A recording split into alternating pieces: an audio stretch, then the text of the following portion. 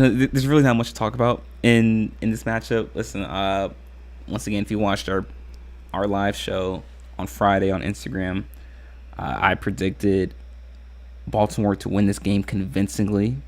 I said that this game wouldn't be close.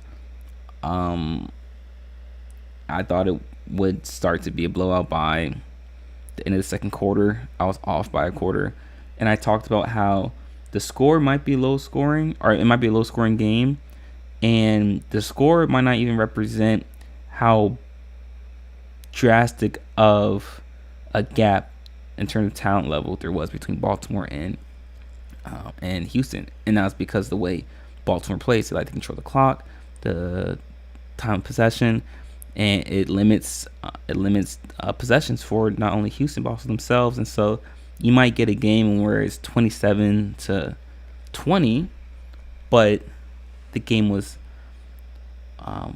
not as close as the score would seem. But Baltimore actually put some points on the board. Listen, Lamar Jackson had 152 yards, 2 touchdowns in the air. He also had 100 yards, 2 touchdowns on the ground, and Nelson Aguilar caught his first playoff touchdown, and the defense. I mean, what is there to say about this Baltimore defense, man? The only touchdown that Houston scored was on that punt return in the second quarter.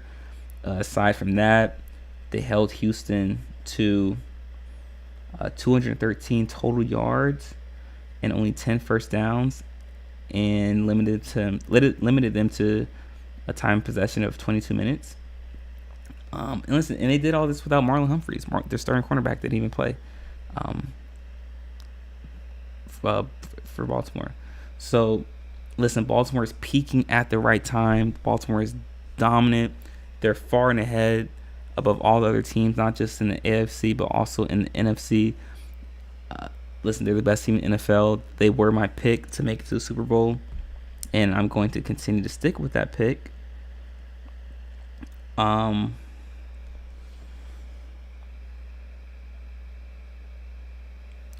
It's interesting to see, because now what we get is a matchup of two of the best quarterbacks in the AFC with Lamar Jackson and Patrick Mahomes. And when we do our preview for that matchup later on in the week, it's primed to be a great matchup, primed to be a great game. But I'm impressed with what Houston has moving forward, especially with D'Amico Ryans leading the charge as the head coach.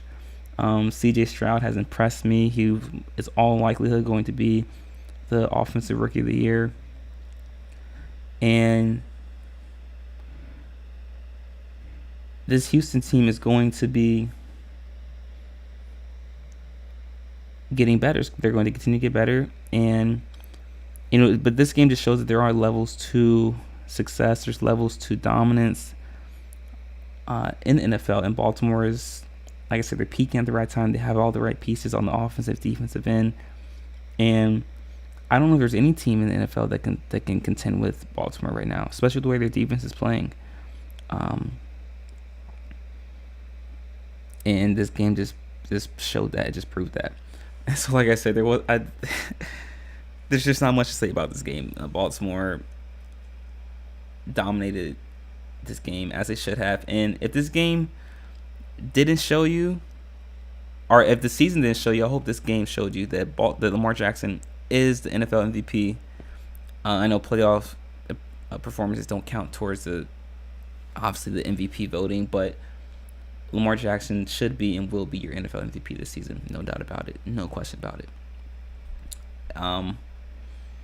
And hopefully this shows guys, specifically the media analysts on the major networks.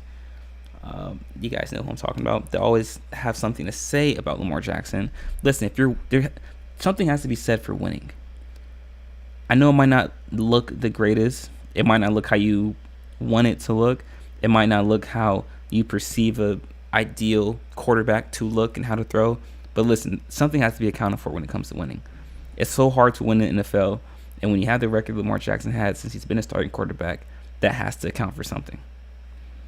And now he's in the conference championship for the first time in his career. And now there's just more things being added to that resume. And eventually you're going to have to give Lamar Jackson the credit that he deserves, and that he's a top 3 quarterback in the NFL. So I'm going to leave that right there, guys. But in our next segment, we are going to move over to the NFC divisional round matchups. We're going to start with the Bucs and the Lions, guys. So be sure to stick around for that. You're not going to miss it. We'll be right back.